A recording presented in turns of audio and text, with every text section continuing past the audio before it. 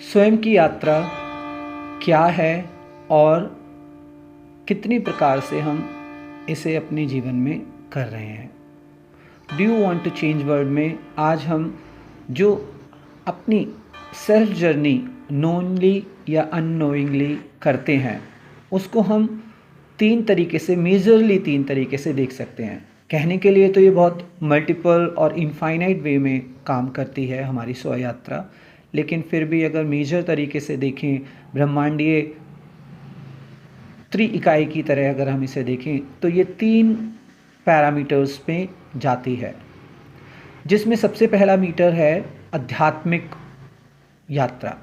आध्यात्मिक यानी कि स्व यात्रा में हम स्वयं को जाने, ज्ञान से, विजडम से, वो अल्टीमेट विजडम, वो अल्टीमेट ज्ञान जिससे हम अपने इस भौतिक और आध्यात्मिक और जो विभिन्न प्रकार के हमारे शरीर हैं उनको बेहतर और समृद्ध बनाएं। इस आध्यात्मिक यात्रा में हम स्वयं को ज्ञान से, विजडम से मैनिफेस्ट करके अपने जीवन को समृद्ध और सफल बनाते हैं। दूसरे स्तर पर हम अगर देखें तो सामाजिक यात्रा रहती है, जिसमें हम स्वयं, हम अपने जीवन साथी, मित्र, परिवार, समाज, राष्ट्र और विश्व में जो भी जीव जगत, प्रकृति, जो भी हमारा आसपास का समाज है, सिस्टम है, उसमें हम जुड़कर आगे बढ़ते हैं और अपने आप को सफल और समृद्ध बनाते हैं, जो कि कहीं ना कहीं हमारे शक्ति का अनुरूप है और शक्ति को कहीं ना कहीं प्रदर्शित करता है। शक्ति का मतलब ये नहीं है कि आप बहुत सारे लोगों से जुड़े हुए हों, लेकिन आप भले ही अकेले हैं, लेकिन आपके अंदर वो क्षमता, वो ताकत, वो सामाजिक चेतना होनी चाहिए कि आप स्वयं के कल्याण, आनंद के साथ साथ अपने आसपास, अपने मित्र, अपने समाज, अपने विश्व का भी आनंद, कल्याण अपने कर्मों के द्वारा देखें या अपनी साधना के द्वारा देखें। आप अपने कल्याण, आनंद को एक बार के लिए प्रायोरिटी पर कम भी रखते हैं तो आपका जब आनंद और कल्याण दूसरों के लिए, समाज के लिए, विश्व के लिए होता है, तब आप अपने स्वयं के लिए ही कर रहे होते हैं। तीसरा अगर हम बात करें, ये दूसरा है कहीं ना कहीं जो हम सामाजिक बात कर रहे हैं, ये कहीं ना कहीं हमारे अंदर और बाहर के कई ट्रांसफॉर्मेशंस, बदलाव को लेकर आता है।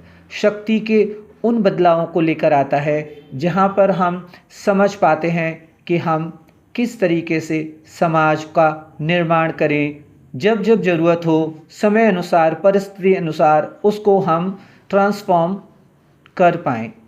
इसीलिए हम do you want to change world में केवल सामाजिक बदलाव की बात नहीं कर रहे हैं, हम आध्यात्मिक, सामाजिक और आर्थिक तीनों बदलावों की बातें कर रहे हैं।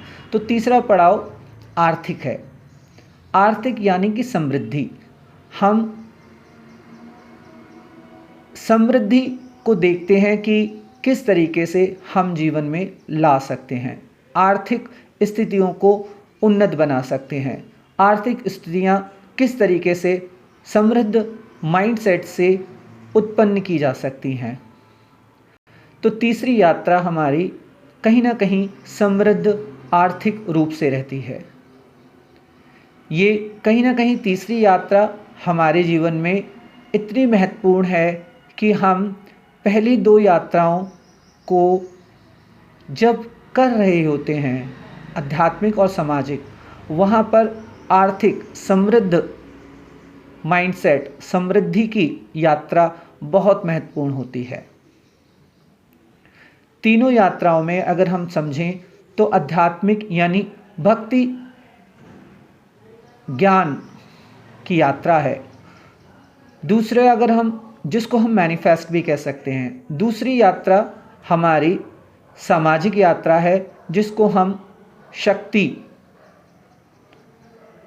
की यात्रा, सामाजिक यात्रा और हमारे अगर हम कहें सेवा की यात्रा है, जिसमें हम अपने और समाज को सेवा के द्वारा परिवर्तित करते हैं, अपनी कर्म सेवा के द्वारा भी परिवर्तित करते हैं। इसको हम ट्रांसफॉर्मेशंस द्वारा भी समझ सकते हैं। तीसरी यात्रा हमारी आर्थिक समृद्धि की यात्रा है, यानी कि हमारे समृद्धि कहीं ना कहीं आर्थिक रूप से हमारे माइंडसेट से, हमारे अंतर चेतना और बाहर से विकसित होनी चाहिए। ये कहीं ना कहीं हमारे जीवन में मैनेजमेंट, यानी कि हम किस तरीके से अपने जीवन को प्रबंधन कर रहे हैं, मैनेज कर रहे हैं, बताता है। ये अगर हम देखें त्रिगुणी व्यवस्था हमारी सरस्वती, शक्ति, दुर्गा और लक्ष्मी की यात्रा भी है, जिसको हम अगर Brahma Vishnu Mahesh, creator, operator, destroyer यानी कि ट्रांसफॉर्मर से भी कनेक्ट करके देख सकते हैं। आप तीनों यात्राएं जब करते हैं तब कहीं ना कहीं कोई भी इंडिविजुअल, ग्रुप, समाज या ऑर्गेनाइजेशन, सिस्टम तीनों यात्राएं किसी न किसी स्तर पर कर ही रहा होता है।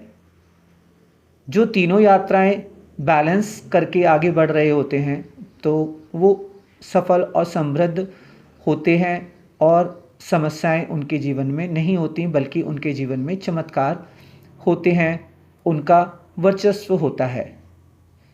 और कहीं ना कहीं तीनों यात्राओं में अगर दो यात्राएं या एक ही यात्रा पे अगर उनका ध्यान है, फोकस है, तो बाकी यात्राओं में कमी के कारण उनके जीवन में या तो बहुत सारी कमियां आती हैं, परेशानियां आती हैं, या फिर वो स्वयं के कल्याण और आनंद के लिए दूसरों के कल्याण आनंद को कम करते हैं।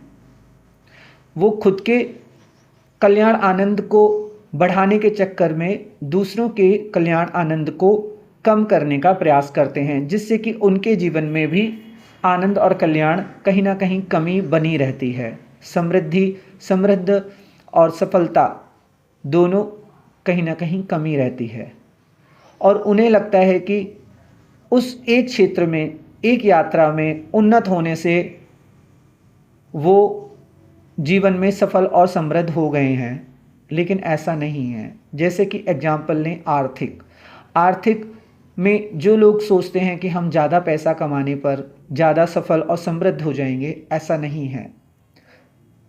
या फिर आर्थिक अपने आप को सफल बनाने के चक्कर में वो गलत समाज नेटवर्क का सहारा लेते हैं या नेटवर्क बनाते हैं, तब भी उन्हें लगता है कि वो सफल और समृद्ध हैं, तो वो कहीं ना कहीं भी समस्या में रहते हैं घिरे हुए, जब तक उसमें आध्यात्मिक ज्ञान ना आए। आध्यात्मिक ज्ञान के भी कई चरण और स्तर हैं, उसमें भी उन्हें उस अल्टीमेट विजडम को खोजना होता है। ये तीनों यात्राएं कहीं ना कहीं अगर आप देखें तो स्व यात्रा से जुड़ी हुई हैं। जब तक आप स्वयं की यात्रा, इनर लेवल पे यात्राएं नहीं करते हैं, केवल बाहरी एक्सटर्नल यात्राओं में इन तीनों यात्राओं को तय करते हैं, तो आप कहीं ना कहीं एवेंडेंस से चूक जाते हैं। ज़्यादा पैसा आना एवेंडेंस नहीं है। समृद्ध जो आपके पास प्राप्त है वही पर्याप्त है, उसी से आप अपना स्वयं का कल्याण और आनंद कर रहे हैं, उसी पर्याप्त से आप दूसरों को भी आनंद और कल्याण कर रहे हैं। अगर आप ऐसा कर पा रहे हैं, आप खुद को और दूसरों को आनंदित और कल्याणकारी सिद्ध हो रहे हैं, जो भी आपके पास प्राप्त है पर्याप्त है उसमें, तो यानी कि आप सही मार्ग पर हैं और स्व यात्रा में हैं, ईश्वर आपके साथ है। तो आपको ये कैसा लगा आप मुझे ज़रूर बताइएगा। बहुत सहज सरल तरीके से हम चीज़ों को रख रहे हैं और ईश्वर की ये हमारे ऊपर अनुकंपा है कि हम अपनी बात रख रहे हैं। आपका सहयोग हमारे लिए सर्वोपरि है, तो आप ज़रूर बताइएगा हमें। Thank you.